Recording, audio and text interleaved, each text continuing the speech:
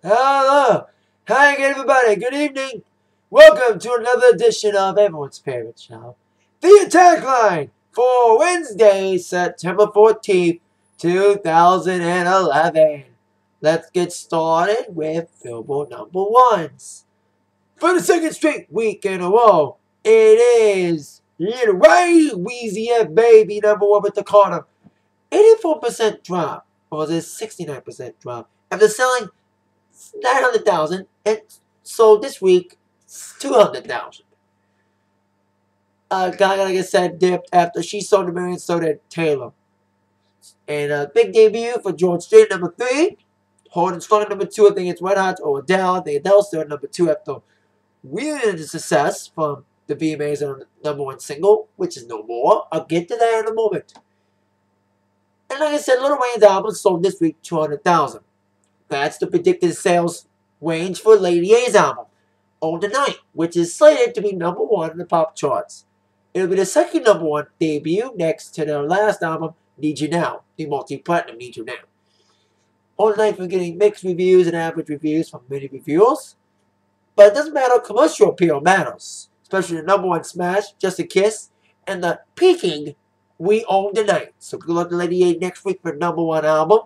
Your number 1 single, after getting kicked off by Adele last week, Maroon 5's Moves Like Jagger retains its number 1 single this week for a second non-consecutive week. So congrats to Maroon for that honor. Of course, Maroon, Moves Like Jagger 2 weeks ago, kicked off Katy Perry's Last Friday Night off of number 1. As we all know, Last Friday Night was Katy's 5th consecutive number 1 from Teenage Dream, making her the first artist since Michael Jackson, the only female to have 5 number 1s on an album on the Hot 100. Now, I said this a couple weeks ago. They were talking about what's next. Should they release nothing? Release another single?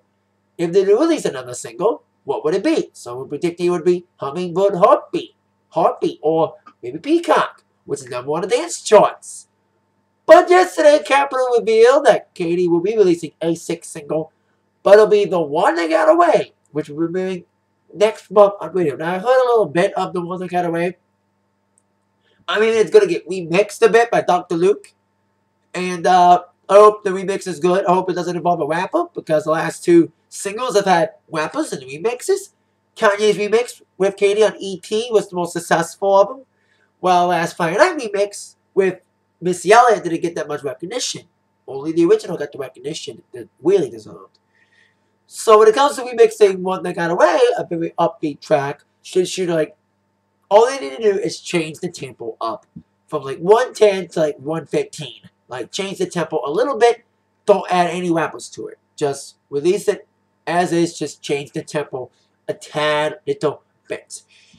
Capitol says the decision on making The One That Got Away the new single is not because of wanting the 6th number 1, making Katy the only artist to have 6 number 1s on one album, the Hot 100.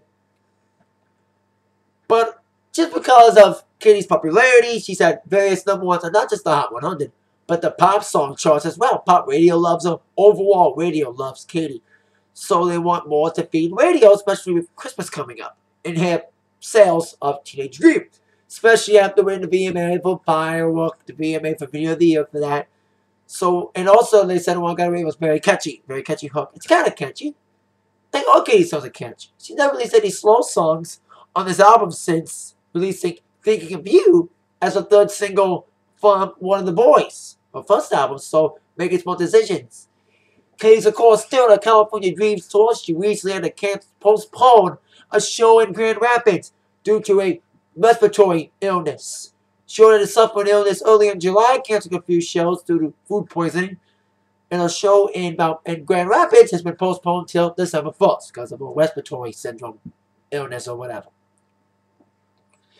A lot of news on MJ with the tribute concert and everything. News today, according to several sources, today Michael Jackson's family, his mother, and his kids, Prince Michael and Paris, have received a preliminary payment of $30 million.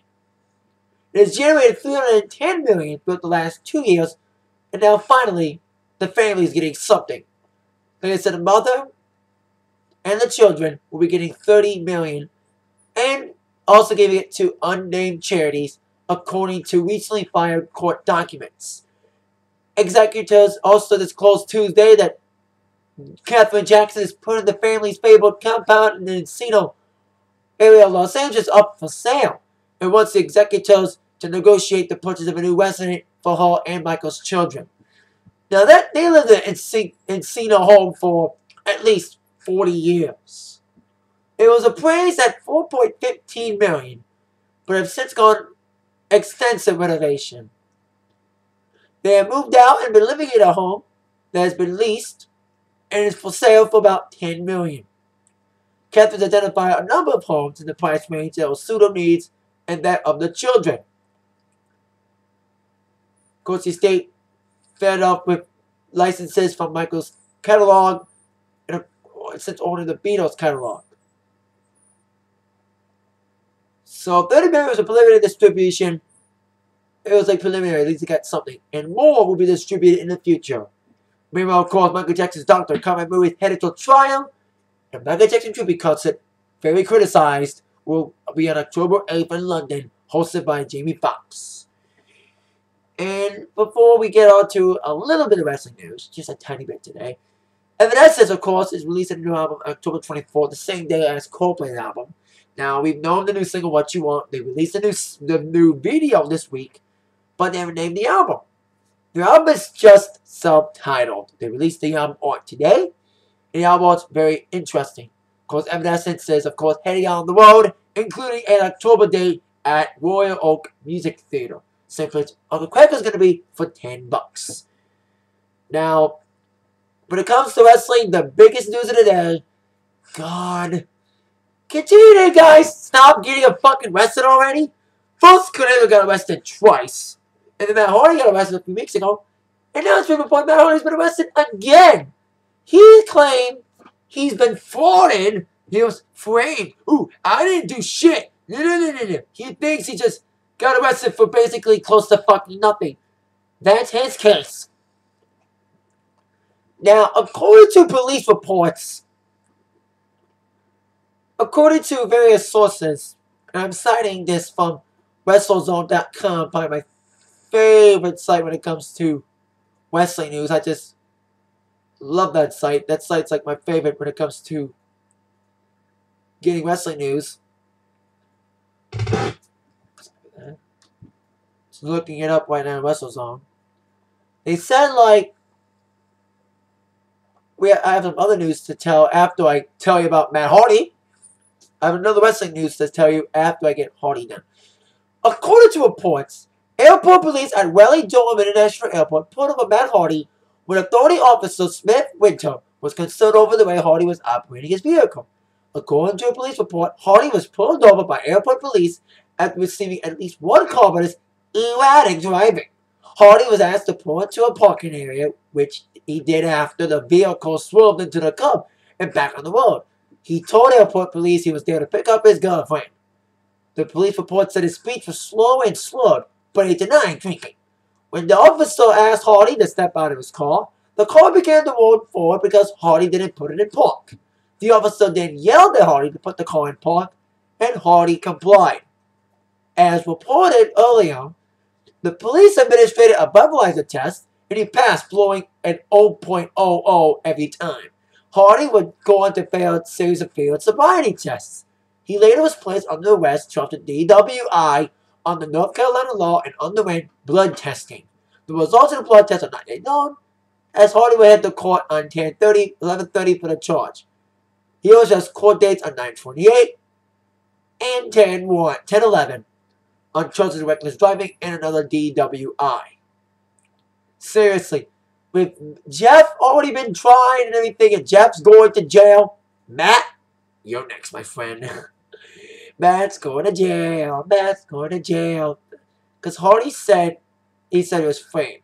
First time in his life, I was framed. I was truly apart. We're not going down without a fight. Hardy's going to try to fight it? Yeah, right. If he tries to fight it, the old saying goes, I fought the law and the law won. Matt fights the law and the law will win. So you get Hardy. So you get when you're a psycho sometimes. Now I got some more news on wrestling, Borderlands wrestling bit. As we all know by now, The Rock is scheduled to appear at Survivor Series. And we haven't known, like, how's he going to wrestle. We've been hearing also a lot of rumors that we're going to have, like, a best-of-3 series involving Rock and Cena. Have not more than one match. Have them fight at WrestleMania, and then have, like, a best-of-3 match culminate, best-of-3 series culminate at SummerSlam. That's what I mean, like, best-of-3 or best-of-5. Now, sources are saying that Rock will not only appear, he'll wrestle a little warm-up match before WrestleMania. That's what we're hearing. Now, Rock wrestling at Survivor Series, he better get fit, because Rock's been shooting his G.I. Joe movie, so he better be in fit shape, tip-top shape. And before I tell you what they're saying about The Rock at Survivor Series, they had a vote on the WWE 12 Deluxe Edition, whether it's going to be Sin Nation Edition or the People's Edition. Gladly for me, Team Bring It got the victory, and The Rock will be on the front of the People's Edition. Special features for that will be released soon, as I think they're saying, like, they're going to, like, make a lot of special features incorporated with that version, so we'll see what happens with that. See what special features happen with that. Now, back to The Rock, rumored to fight at Survivor Series. Back to what they're saying about that. Trying to get it to load. My computer's acting slow today. For some reason, it's been acting slow.